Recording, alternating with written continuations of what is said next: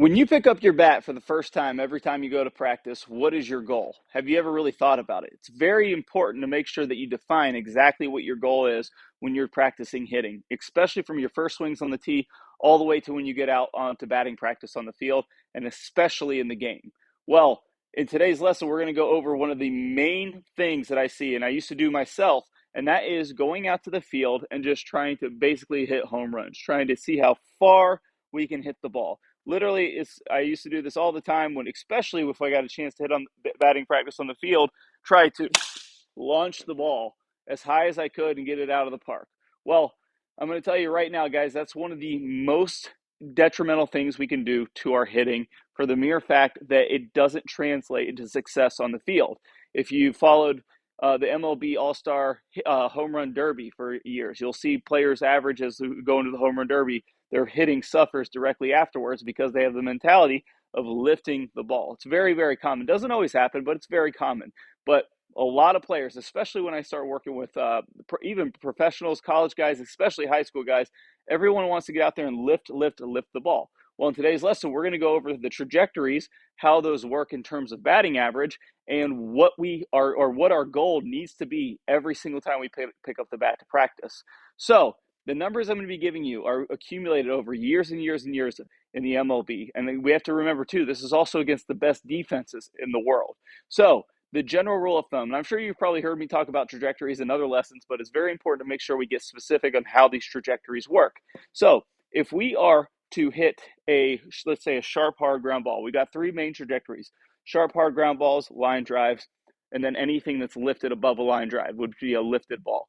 If we hit a sharp, hard ground ball, and hypothetically, if we were to do this every single time we got up to the plate, so we didn't strike out, we didn't walk, every single time we hit a sharp, hard ground ball against the best defenses in the world, we're going to hit around 400. So we're going to have a roughly around a 40% chance of getting a hit every single time we hit a sharp, hard ground ball. Now, I could probably ask you right now, if you wanted, if I could put you in the big leagues and you could hit a sharp, hard ground ball every single time you came up to the plate, you'd probably say, yeah, I'd want to do that because you'd be the best hitter in the league, because you'd be hitting around 400 every single year. Now that's a hypothetical. That doesn't really take into account strikeouts. And what we're talking about are balls batted into play and the trajectories. The next trajectory we're going to talk about is any ball that's lifted. So we're going to go to the extreme opposite. So a ball that's lifted, anything above a line drive. If we lift the ball, we have roughly about a 10% chance to get a hit. So hypothetically, again, if every single time you came up to plate and you hit the ball in the air, you'd hit right around 100. Now, that's if you hit the ball really good. Now, we're not going to go too deep into it because there's a million different trajectories, but if we hit the ball even higher, it goes well under 100. So if you hit a ball solidly into the air every single time you came up to the plate, you'd hit around 100, because that's going to lift the ball in the air. Easiest play in baseball is to catch a pop fly, especially for a good defense. So we go from extremes: hard ground ball 400, hitting it very good every single time in the air. That's the thing. You don't even have to hit it great. Just have to hit a sharp, hard ground ball, hit around 400. Hitting in the air, you're going to hit around 100 or worse. So then we go into the optimal. That is hitting line drives. You've probably heard this for years: hit line drives, hit line drives. Well, the reason that is because in the big leagues, and again, this is going to be against the best defenses in the world, if hypothetically you hit a line drive, every single time you came up to the plate, you hit around between 700 and 800. And that is unbelievable if you think about it, that when you hit a line drive, because I'm sure you're saying, hey, Michael, I've hit a line drive right at people. It does happen. That's why we talk about our percentage chances. If we hit the ball on a line, we are going to give ourselves about 70 to 80% chance to get a hit.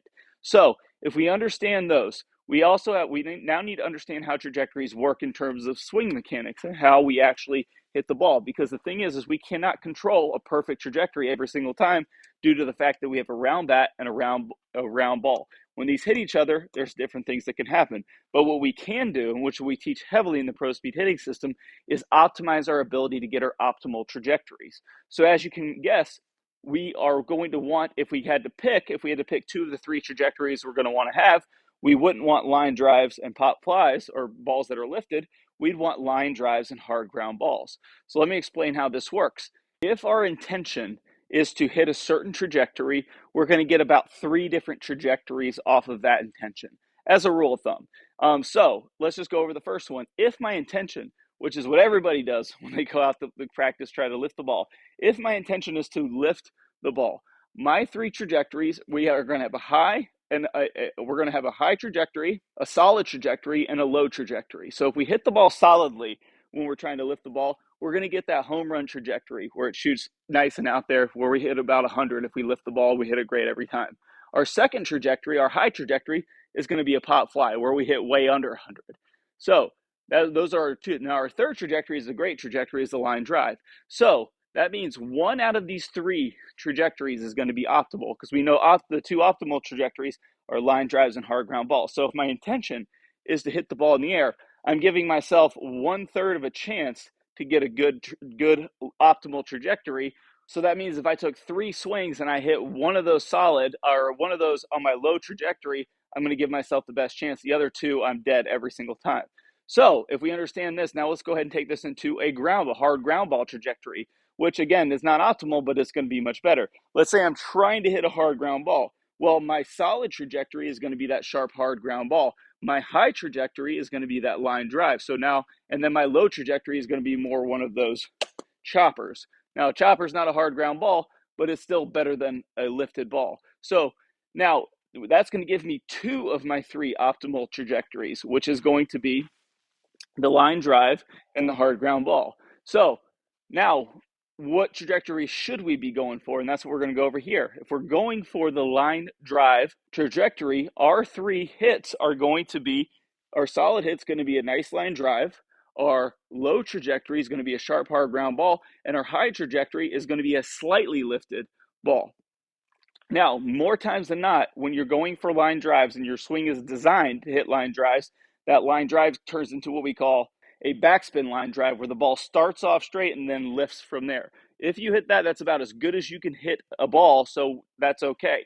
That's one of those things where those are how most home runs are hit, the balls that start off a backspin and rise up out of the park. It's the furthest, fastest way we can hit a ball off of a bat is a backspin line drive. So where we're all into this is if we understand our intention for a trajectory is going to give us about a spread of 3 main trajectories. We have to optimize that, and obviously we want to make sure we are optimizing for more of a line drive trajectory, so that our high miss is good, our solid hit is good, and our low miss is good. Now, if you follow the Pro Speed Baseball hitting system for any amount of time, you know that how we control trajectory is by understanding how the mechanics of the swing work. Meaning, if I have a direct hand path and my spine angle is good, then I can control my trajectory. By having a direct hand path, that's going to allow me to hit the ball solidly. And that's going to be the first and foremost thing. That's going to give me my optimal chance to hit the ball solidly. Now that we know the trajectories, if my spine angle is set correctly, then I can control my trajectory. Everything in motion seeks 90 degrees to its axis when it maximizes its speed. So here's the simple thing. We've got all these complicated numbers and trajectories and everything like this.